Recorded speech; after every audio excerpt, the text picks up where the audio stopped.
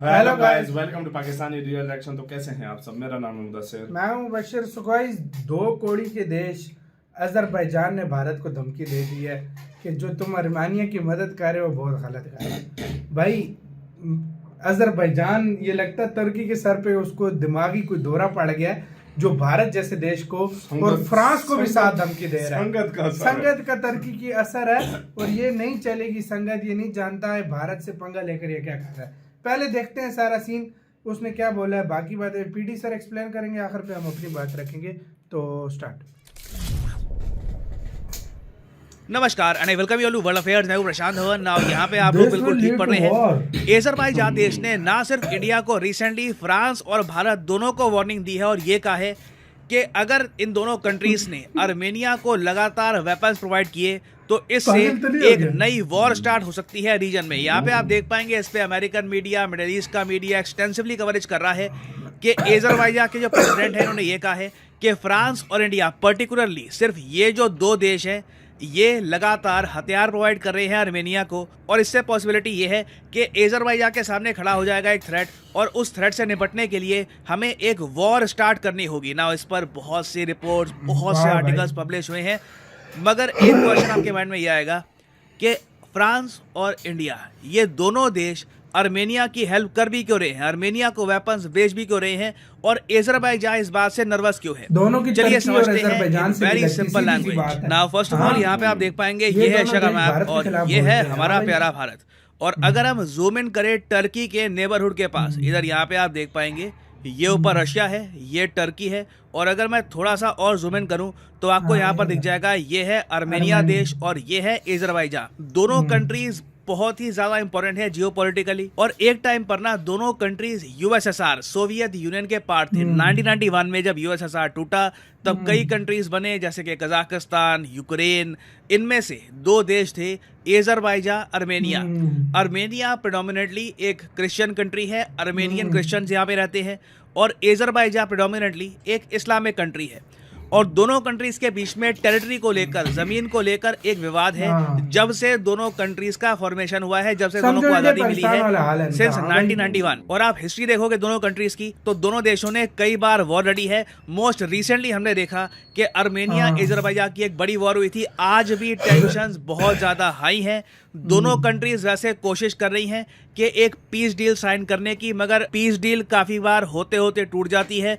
और जो अग्रेसर कंट्री है इस केस में अजरबैजान, क्योंकि अजरबैजान देखिए मिलिट्री पॉइंट ऑफ व्यू से जरा स्ट्रॉन्ग है। ये एक ब्रीफ कंपैरिजन है दोनों कंट्रीज का। अगर हम ग्लोबल फायर पावर रैंकिंग देखें ना, मिलिट्री की जो रैंकिंग है उसके हिसाब से अर्मेनिया की रैंक है 94, अजरबैजान की रैंक है 57। अजरबैजान की आबादी है 1 करोड़ के आसपास, अर्मेनिया की आबादी 20-25 लाख के आसपास आपको मिल जाएगी। और चाहे मैन पावर हो, air power, land power, naval power, finances, logistics, सिवाय ज्योग्राफी के हर कंपैरिजन में आपको अजरबैजान ज्यादा बेहतर दिखेगा कंपेयर टू अर्मेनिया। अगर यहाँ पे आप पूछें वेट ज्योग्राफी में अर्मेनिया आगे क्यों है, वेल अर्मेनिया आगे इसलिए है क्योंकि अर्मेनिया ज्यादा ऊंचे लैंड पर है। तो कल को अगर मान लो अजरबैजान की सेना को एक बड़ी चढ़ाई करनी है अर्मेनिया पर, तो उसके लिए काफी सैक्रिफाइसेस इनको देने होंगे, क्योंकि जब आप ऊंची टेरेन में अटैक करते हैं तब आपके दुश्मन को होता है जरा एडवांटेज। और पिछले कुछ सालों में हमने ये देखा है कि भारत और फ्रांस, ना सिर्फ इंडिया और फ्रांस, इवन मैं कहूंगा कुछ हद तक यूएसए भी, ये सब कोशिश कर रही है कि अर्मेनिया पर एक बड़ा अटैक ना हो जाए अजरबैजान का, और इवन टर्की का भी। टर्की भी बहुत हद तक अर्मेनिया के अगेंस्ट है। एक्चुअली ज्यादातर इस्लामिक कंट्रीज अर्मेनिया के अगेंस्ट है। पाकिस्तान तो अर्मेनिया को एज ए कंट्री एक्सेप्ट भी नहीं करता। और पिछले कुछ सालों में हमने ये भी देखा है कि इंडिया ने बहुत सारा डिफेंस इक्विपमेंट बेचा है टू अर्मेनिया। ना ये बात कभी ऑफिशियली एक्सेप्ट नहीं करी गई है, मगर इंटरनेशनल मीडिया इस पर खुल के लिखता है। फॉर एग्जांपल यहाँ पे आप देख पाएंगे आर्टिकल रेडियो फ्री यूरोप का। यहाँ पे ये लोग दिखा रहे हैं वेरियस डिफेंस इक्विपमेंट जो अर्मेनियंस के पास है, जो साफ साफ लग रहा है कि इंडियन मेड है। कई प्राइवेट कंपनीज के ड्रोन्स हैं, एंटी ड्रोन सिस्टम्स हैं, उसके अलावा पिनाका मिसाइल सिस्टम। फिर यहाँ पे आप देख पाएंगे आर्टिलरी गन्स। बताया जाता है कि इंडिया ने मिलियंस ऑफ डॉलर्स के हथियार बेचे हैं टू अर्मेनिया।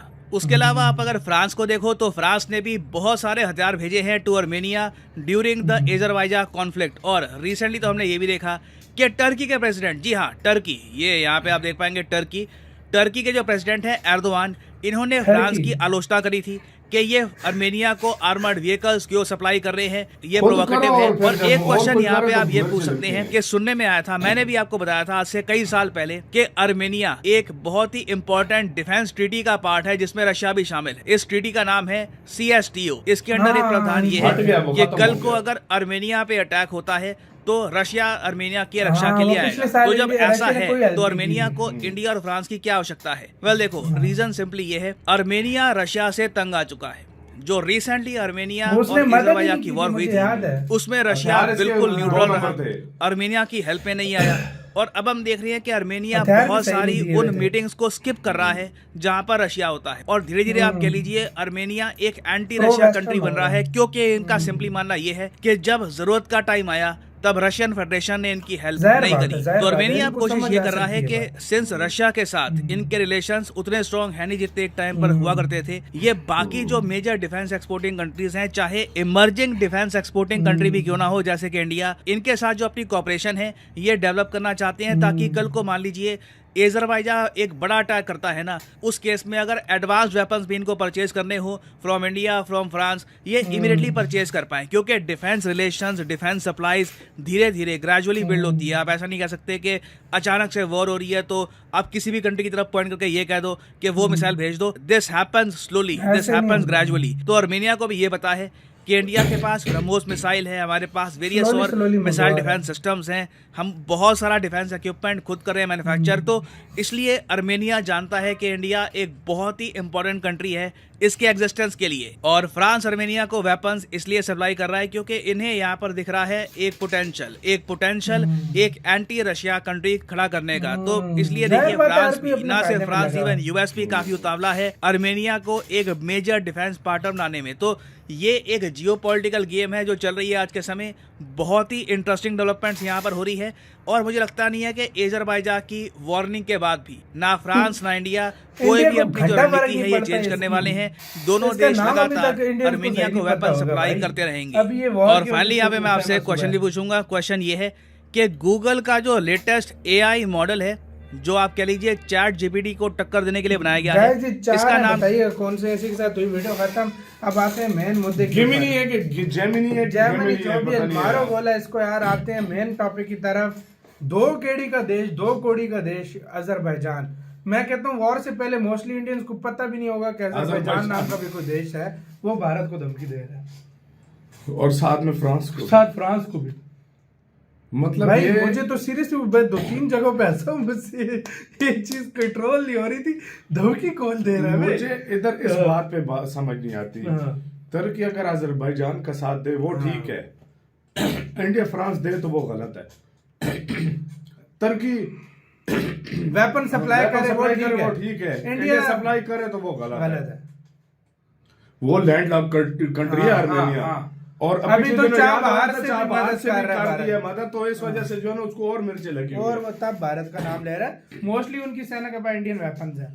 यार वो बात किस देश से कर रहे हैं? इंडिया से। इंडिया चाहे ना तो यूं मसल करा दे, इस तरह मसल करा कर यूं आज चाहे कल सफे हस्ती से मिटा देगा अज़रबैजान को। भारत अगर चाहे अज़रबैजान को, भारत वो सुपर पावर है, नहीं है तो बात कैसी कर रहे हैं भारत के ऊपर। मतलब अपने से बड़ी बात नहीं करनी चाहिए।